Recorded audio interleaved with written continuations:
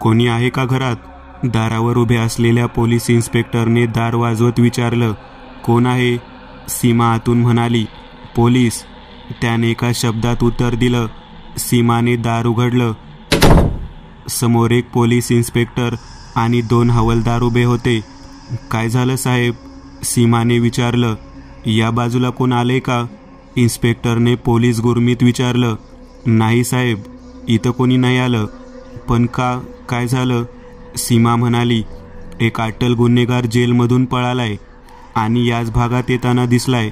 तुम्ही दार खिडक्या नीट बंद करा. तो खूप खतरनाक खुनी आहे. बाय द वे, कोण कोण राहते या बंगल्यात? त्याने सीमाला सावध करत प्रश्न केला. मी आणि माझे मिस्टर राहतो इथं. ते झोपलेत. तिने सांगितलं. ओके, कोणी दिसलं तर या नंबरवर लगेच फोन करा. तो खिशातून आपलं कार्ड काढून तिला देत म्हणाला. ओके साहेब, काही प्रॉब्लेम झालाच तर फोन करते लगेच. सीमा म्हणाली. ठीक आहे. असं म्हणून पोलीस तिथून निघून गेले.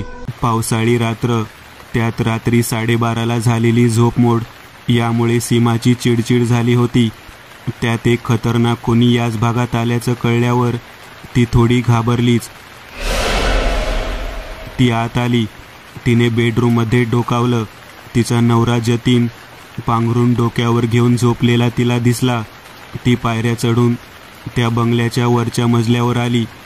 1 मजली बंगल्याच्या टेरेसवर येऊन तिने आजूबाजूला बघितलं आणि परत आत येताना टेरेसचं दार लावून घेतलं. इतक्यात तिला खालच्या मजल्यावर काहीतरी पडल्याचा आवाज आला. ती थोडीशी दचकली, पण ती धीराची होती. तिने बाजूलाच असलेलं एक दांडकं हातात घेतलं आणि हळूहळू पायऱ्या उतरू लागली. तिच्या हृदयाचे ठोके वाढलेले होते. ती आता बंगल्याच्या ग्राउंड फ्लोअरवरील लिव्हिंग रूममध्ये आली, पण तिथं कोणीच नव्हतं. मला भास झाला असेल असं स्वतःशीच म्हणून ती तिथेच असलेल्या सोफ्यावर आडवी झाली. तिचा डोळा लागतच होता तेवढ्यात तिच्या मागं असलेल्या छोट्या टेबलवरची फुलदाणी पडली. ती दचकून उठून मागे बघणार इतक्यात कोणीतरी तिचं तोंड दाबलं आणि एक धारदार सुरा तिच्या गळ्याभोवती लावला. आवाज केलास तर कापून टाकीन. शांत राहा एकदम. तो कैद्याच्या कपड्यामध्ये असलेला एक धिप्पाड व्यक्ती होता. त्याने हळूहळू तिच्या तोंडावरचा हात काढला. घरात कोण आहे? त्याने विचारलं. माझा नवरा आहे, तो झोपलाय. तिने घाबरत उत्तर दिलं. घरात काही खायला आहे का? जा घेऊन ये. त्याने तिला दम दिला. नाही, काही नाहीये. ती घाबरत म्हणाली. काही नाही. तुम्ही माणसंच आहात ना? आमची अवस्था खूप खराब आहे. मी आणि माझा नवरा स्वतः कित्येक दिवस उपाशी आहे. तिने स्वतःची अवस्था त्याला सांगितली. काय? अरे एवढा बंगला आणि घरात अन्नाचा दाना नाही. मूर्खांनो, आग लावा. भिकारडेस आले. त्याचा राग बघून ती आता घाबरली होती. तेवढ्यात तिची नजर टेबलवर ठेवलेल्या तिच्या मोबाईलवर आणि त्या इन्स्पेक्टरच्या व्हिजिटिंग कार्डवर गेली. त्याने तिची नजर पकडली आणि टेबलकडे पाहिलं. तो टेबल जवळ गेला आणि त्याला ते इन्स्पेक्टरचं कार्ड दिसलं. त्याला लक्षात आलं की ही बाई मोबाईलवरून पोलिसांना फोन करून आपल्याला पकडून देऊ शकते. घरात दोरी आहे का? त्याने खेकसत विचारलं. हो. चल दाखव कुठे आहे. त्याने सुरीच्या टोकाने तिला इशारा केला. तिने त्याला दोरी दिली. धोका टळावा म्हणून त्याने सीमाला बाजूला असलेल्या आडगळीच्या खोलीतील एका खुर्चीला दोरीने बांधले. तिच्या तोंडात बोळा कोंबला. खोलीच्या दाराला बाहेरून कडी लावली. साली खोटे सांगते का मला? एवढं मोठं घर, मोबाईल फोन आणि म्हणे घरात खायला काही नाहीये. तो आत किचनमध्ये गेला. तो फ्रीज उघडणार तेवढ्यात लाईट गेली. त्याला खूप भूक लागलेली होती आणि त्यात लाईट गेल्याने त्याची चिडचिड वाढली. त्याने चाच पडत काडीपेटी शोधली आणि त्या गुडूप अंधारात काडी पेटवली आणि तो मागे वळला आणि तो एकदम दचकलाच, कारण त्याच्या अगदी जवळ समोर एक जखड म्हातारी उभी होती. ती त्याच्याकडे थंड नजरेने बघत उभी होती. कोण आहेस तू? तो भय लपवून दुसऱ्या हातातील सुरा तिला दाखवत म्हणाला. ती थंडपणे म्हणाली. भूक लागलीये मला. तिचे ते उत्तर ऐकून त्याला जरा विचित्र वाटलं.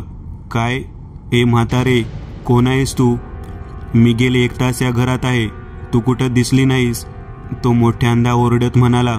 भूक लागली होती म्हणून बाहेर गेले होते, काही मिळते का खायला? ती थंडपणे म्हणाली. तेवढ्यात लाईट परत आली. त्याला थोडंसं बरं वाटलं. जास्त हुशारी नाही पाहिजे, चल बाहेर, त्याने सुरा दाखवत तिला इशारा केला. ती हळूहळू बाहेर चालत लिव्हिंग रूममध्ये आली. तो तिच्या मागच होता.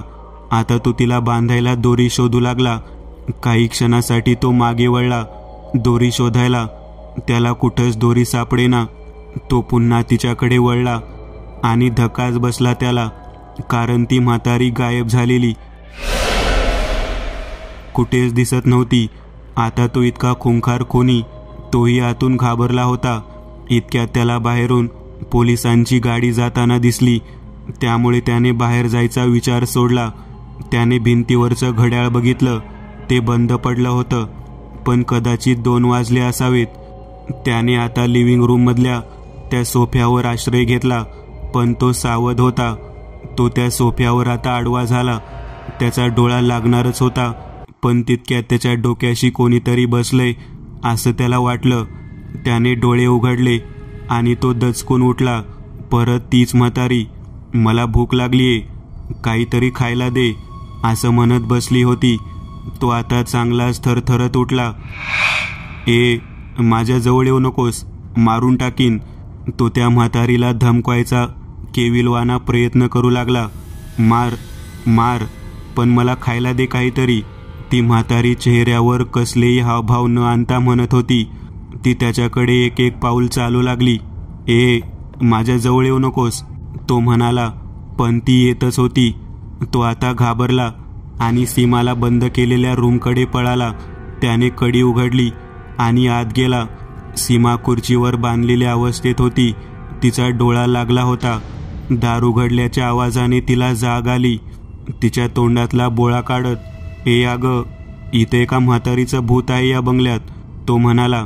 नाही, आम्हाला तर माहीत नाही. मी आणि माझे मिस्टर आणि माझी सासू, आम्ही तिघेच राहतो. माझी सासू बाहेरगावी गेलीये, पण लोक म्हणायचे इथं भूत आहे, पण मला नाही दिसलं कधी.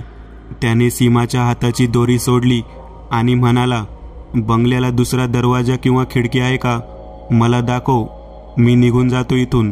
हो, माझ्या नवऱ्याच्या बेडरूममध्ये एक मोठी खिडकी आहे, ती बाहेरच्या अंगणात उघडते, तिथून जाऊ शकतोस. तिने त्याला ते बेडरूम लांबून दाखवलं. तो घाईघाईत त्या बेडरूममध्ये आला, पण त्याला असं दिसलं की त्या खोलीत एक पण खिडकी नव्हती. तो थोडासा भडकला. शिवी हासडून तो त्या खोलीतून बाहेर येण्यासाठी दरवाजाकडे वळला, पण दरवाजा बहुतेक बाहेरून बंद केला असावा. त्या सालीनं धोका दिला. मला इथं बंद करून पोलिसांना बोलवायला गेली, पण तिला एवढी पण अक्कल नाही की हिचा नवरा माझ्या ताब्यात आहे. असं म्हणून त्याने तिच्या पांघरुणाखाली झोपलेल्या नवऱ्याला हाताने हलवलं. कोण आहे? तो झोपलेला माणूस अशक्तपणे म्हणाला. ए साल्या, उठ आणि सांग तुझ्या बायकोला, पोलिसांना बोलवलंस तर तुझा जीव घेईन. असं म्हणून त्याने तिच्या नवऱ्याच्या चेहऱ्यावरचं पांघरून हटवलं आणि त्याला किळसच वाटली. एक अशक्त असा माणूस होता तो, पूर्ण पांढरा पडलेला, हातापायांच्या काड्या झालेल्या, इतका बारीक, अंगात रक्ताचा एक थेंब नसेल इतका पांढरा. मार बाबा, मारून टाक, पण काहीतरी खायला दे, कित्येक वर्ष उपाशी आहे मी. असं म्हणून तो बेडवरून उठून त्या खुन्याकडे येऊ लागला. तो पुन्हा दरवाजाकडे आला आणि दरवाजा उघडायचा प्रयत्न करू लागला. यावेळी त्याने सर्व ताकदीनिशी दरवाजावर लाथ मारली आणि दरवाजा उघडला. बाहेर जे दृश्य होतं ते भयंकर होतं. समोर ती म्हातारी केस मोकळे सोडून रडत रडत उभी होती. भूक लागलीये मला, असं म्हणून ती त्या खुन्याकडे बघत होती. मागून सीमाचा नवरा हळूहळू चालत त्याच्याकडे येत होता आणि तितक्यात त्याला आपल्या शेजारी सीमा उभी आहे असं वाटलं. ती भयंकर दिसत होती. ती हळूच त्याच्या कानात पुटपुटली. 4 वर्ष झाली भुकेले आहोत आम्ही तिघे, पण आज आमची क्षुधा शांत होईल. हळूहळू सीमा, तिचा नवरा आणि ती म्हातारी त्याच्या जवळजवळ येत गेले आणि एका किंकाळीने त्या भयान रात्रीचा शेवट झाला. 2 आठवड्यानंतर त्या बंगल्यातल्या दुर्गंधीमुळे शेजारील बंगलेवाल्यांनी पोलिसांना फोन केला. पोलीस आत आले. तोच इन्स्पेक्टर होता जो त्या खुन्याला शोधत त्या रात्री आला होता. त्याने हवालदाराला बंगल्याचं दार तोडायला सांगितलं. हवालदाराने दार तोडलं आणि पोलीस आत आले. तिथं कित्येक वर्षात कोणी आलं नसावं. सगळीकडे धुळीचं साम्राज्य होतं. एकदम उजाड झाला होता तो बंगला. 4 हवालदार घराच्या विविध खोल्यांमध्ये जाऊन शोध घेऊ लागले आणि शेवटची खोली फक्त तीच राहिली होती. ती तीच खोली होती. त्या खोलीचं दार उघडताच अतिशय घाणेरडा कुबट वास आला. सगळ्यांनी नाकाला रुमाल लावले, नीट पाहिलं आणि इन्स्पेक्टर शॉक झाला. माय गॉड, हे काय आहे? इन्स्पेक्टर म्हणाला. खुनी राजन निकाळेचा धड त्याच्या मुंडक्यापासून वेगळं पडलं होतं. शरीर सडलं होतं. पण एक गोष्ट अजब होती. असं वाटत होतं जसं की कोणीतरी मारायच्या आधी याच्या शरीरातील रक्त शोषून घेतलं असावं. डेड बॉडी पोस्टमॉर्टमला पाठवली आणि थोडा वेळ इन्स्पेक्टर त्या खोलीची पाहणी करू लागला आणि त्याला भिंतीवर काही फोटो धूळ खात पडलेले दिसले. त्याने एका फोटोवरची धूळ हाताने पुसली आणि त्याच्या पायाखालची जमीन सरकली. त्या फोटोत 3 माणसं होती. एक तरुण पुरुष, एक म्हातारी बाई आणि एक तरुण स्त्री. ती स्त्री सीमा होती. इन्स्पेक्टर पोलीस चौकीत पोहोचला. साळगावकरांना पाठवा जरा आत, त्याने हवालदाराला सांगितलं. बोला साहेब. साळगावकर आले. ते या शहरातलेच होते. शिवाय त्यांची सर्व्हिस याच पोलीस स्टेशनमध्ये झाली होती. त्यामुळे त्यांना सगळ्या जुन्या केसेसबद्दल माहीत होतं. इन्स्पेक्टरने सगळी हकीकत त्यांना सांगितली. म्हणजे ते तिघे आजही तिथं भटकत आहेत? कोण तिघे? इन्स्पेक्टरने विचारलं. साहेब, 4 वर्षापूर्वीची गोष्ट आहे. जतीन, सीमा आणि जतीनची आई त्या बंगल्यात राहत होते. त्या बंगल्याच्या जागेवरून जतीन आणि त्याच्या चुलत्याचे वाद होते. त्या दिवशी आम्हाला फोन आला की त्या बंगल्यातून भांडणाचे आवाज येत आहेत. आम्ही पोलीस ताफा घेऊन तिथं पोहोचलो, पण उशीर झाला होता. त्याच्या चुलत्याने जतीन, सीमा आणि त्याच्या आईचा खून केला होता.